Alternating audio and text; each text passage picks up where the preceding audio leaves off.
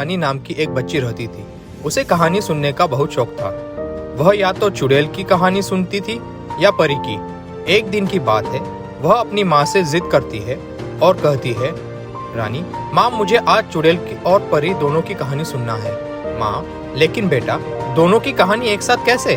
रानी, मुझे नहीं पता माँ, बस आज आप मुझे दोनों की कहानी सुनाओगे। रानी जिद पर आ जाती है तो माँ भी हामी भर देती है। अब रात हो जाती है। रानी अपनी माँ को कहती है, माँ, मुझे वो पास वाले महल में जो चुड़ैल और परी थी उसकी कहानी सुनना है। माँ, तुमको उसके बारे में कैसे पता? रानी, माँ, मेरी सहेली ने मुझे बताया था। माँ, मैं तुमको वो कहानी नहीं सुना सकती। रानी, लेकिन क्यों माँ? माँ, अगर मैंने तुमको वो कहानी सुनाई तो चुड़ैल और परी दोनों यहाँ आ जाएंगी, इसलिए मैं वो कहानी नहीं सुना सकती। रानी, ऐसे कैसे दोनों एक साथ में आ जाएंगी? वो दोनों तो अलग है ना माँ? माँ, अलग होने के बाद भी दोनों साथ आ जाएंगी। रानी, आप मुझे कहानी नहीं सुनाना चाहती, इसलिए आप बहाने बना रही हो। आप मेरी कोई बात नहीं मानती माँ? माँ, नहीं रानी बेटा, ऐसा कुछ भी नहीं है। तुम समझ नहीं रहे हो, अगर वो दोनों एक साथ आ गई तो वापस नहीं जाएंगी। रानी, ऐसा क्यों माँ? अगर वो आएंगे तो वापस भी जाना होगा ना माँ उनको? माँ, रानी, मैं एक बार कहा ना, तुम एक बार में समझ जाया करो। रानी जिद करती है लेकिन माँ नहीं मानती और रानी को डांट कर सुला देती है। दूसरे दिन रानी अपनी सहेली मुनमुन को कहती है, मुनमुन, मेरी माँ ने मुझे वो चुड़ैल और परी वाली कहानी नहीं सुनाई। तो मुनमुन रानी से कहती है, मुनमुन, कोई बात नहीं, मैं सुना दूंगी। रानी, लेकिन मेरी माँ ने कहा है अगर उनकी कहानी कोई भी सुनाता है तो वो दोनों उसके सामने आ जाती है। मुनमुन, हाँ, सही कह रही थी तुम्हारी माँ। रानी, फिर तो वो हमें नुकसान पहुंचा सकती है। मुनमुन, नहीं, वो किसी को नुकसान नहीं पहुंचाती। मैंने उन्हें देखा है। वो तो मुझे बहुत सारी चीजें देती है, जैसे खिलौने, नए कपड़े और जो भी मैं मांगू। रानी, तुम सच कह रही हो? मुनमुन, हाँ रानी। रानी, फिर माँ ने ऐसा क्यों कहा? मुनमुन, क्योंकि पहले ऐसा ही था। वो दोनों बहुत बुरे थे, लेकिन अब ऐसा नहीं, वो दोनों ही बहुत अच्छी है।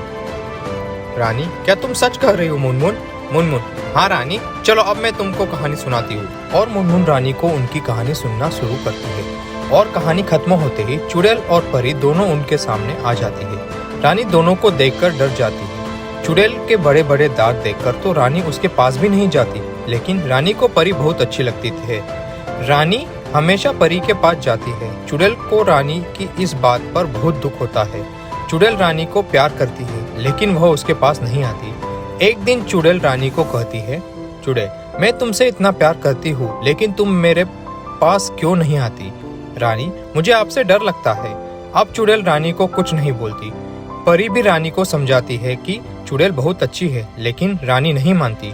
एक दिन रानी के घर में आग लग जाती है और उस समय परी रानी के पास नहीं होती, और लेकिन चुड़ैल वहाँ होती है। चुड़ैल रानी के घर की आग बुझाती है। तब रानी को अपनी गलती का एहसास होता है।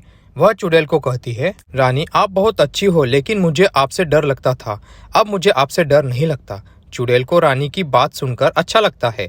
अब चुड़ैल और परी दोनों रानी और मुनिया के पास आते हैं और कहते हैं, चुड़ैल और परी, बेटा, हम ज़्यादा समय तुम लोगों के साथ नहीं रह सकते।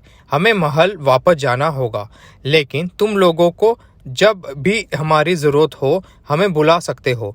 रानी, मैं सबको बताऊंगी कि आप दोनों बहुत अच्छी हो। चुड़ैल, अच्छा, ये तो बहुत अच्छी बात है, लेकिन तुम्हारी बात सब सुनेंगे क्या? रानी, हाँ, सबको सुनना पड़ेगा। परी, इससे अच्छी बात और क्या हो सकती है? गांव में चुड़ैल और परी को सब बुरा समझते हैं, लेकिन रानी और मुनमुन उन दोनों के बारे में गांव वालों को बताते हैं तो गांव वालों की आंखें खुल जाती है और चुड़ैल और परी को लोग बुरा कहना बंद कर देते हैं।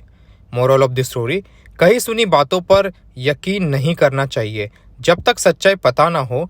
जैसे चुड़ैल और परी दोनों अच्छी थी, लेकिन लोग उन्हें बुरा समझते थे। ऐसे ही अमेजिंग स्टोरीज के लिए हमारे चैनल को सब्सक्राइब और वीडियोस को लाइक कीजिए, क्योंकि हमें आपके सपोर्ट की ज़रूरत है।